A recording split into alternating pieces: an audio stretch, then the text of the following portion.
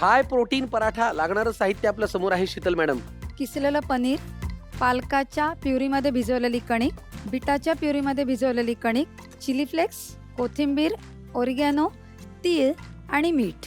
आता हे बिटाच्या प्युरीमध्ये कणिक भिजवली म्हणजे नेमकं काय केलंय? बिटाचा ज्यूस काढला आणि त्याच्यामध्ये आपण आपली पोळ्यांची कणिक कशी भिजवतो तशी थोडं मीठ तेल घालून बिटाचं पाण्याच्या ऐवजी बिटाचं पाणी घातलंय घेतलं. आणि सेम विथ पालकाचं. हो, आणि पालक थोडंसं असं गरम पाण्यात शिजवून मग त्याची प्युरी केली आणि मग त्या ह्याच्यामध्ये कणिक भिजवली. आपल्याला पहिल्यांदा काय करायचंय? पहिल्यांदा आपण सारण तयार करून घेऊया.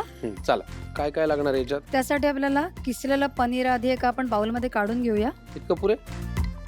हो, बस. त्यामध्ये आपण ओरिगॅनो, चिली फ्लेक्स, बघा हो, हे चिली फ्लेक्स, ऑरिगॅनो हे म्हणजे पिझ्झा वगैरे वरती मुलं हो, घालतात हो. त्याच्यामुळे त्यांना फार त्याच्यामुळे आवडतं. मुलांना पण ते आवडीच होईल. मीठ आणि कोथिंबीर घालायचे. आता आपण ते व्यवस्थित मिक्स मिक्स करून घेऊया. घ्यायचं. घ्या.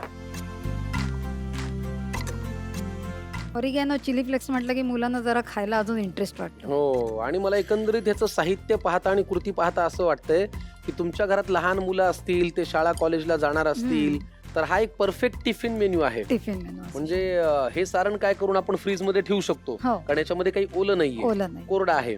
आणि कणिक मळलेली आपण 2 मिनिटात मळली, मळ. सारण भरलं, पराठा तयार, डब्यामध्ये घ्या, घेऊन जा. फक्त आणि- वर्ग चालू असताना खाऊ नका, खाऊ नका. हो, तेवढी मात्र वाट आहे. नाही तर मॅडम चिडतील. आणि सगळ्या वयोगटांसाठी हे उपयुक्त आहे. येस.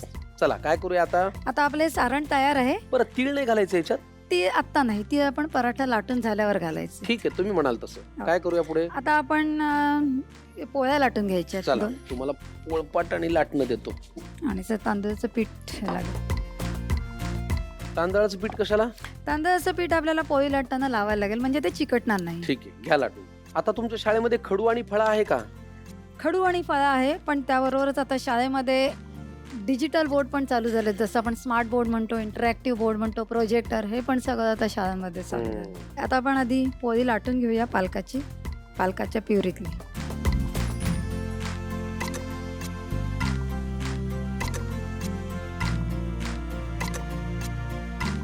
हे आता आपण पालकाची पोळी लाटून घेतली. हो, आता आपण तशीच बिटाची पोळी लाटून लाटून घेऊ. घ्या. हे एकमेकांवरती ठेवायचं की काय? हो, अरे मग रंगीबेरंगी होईल, छान. हो. तुम्हाला माहिती का, माझी मुलं लहान आहेत ना, त्यांना रंगीबेरंगी म्हणता येत नाही, ते रंगी की बिंगी म्हणतात. केवढी आहे ती? 4 वर्षांचं. ओके. ते पण आता हा पराठा त्यांनाही द्यायला हरकत नाही. हो, आणि त्यांना आवडेल पण तो. आणि असं खूप तिखट पण नाहीये तो. बरोबर. तिखट नाहीच आहे की खरं? त्याच्यात आपण थोडेसे चिली फ्लेक्स हा, ते काय म्हणजे अगदी चवीपुरतं, पण ते आपण अवॉइड करू शकतो. अवॉइड करू शकतो, किंवा कोणाला तिखट हवं असेल तर त्याच्यात वाटलेली मिरची घालून तिखट पण करू शकतो. दोन्ही ते आपल्या आवडीवर अवलंबून. छान.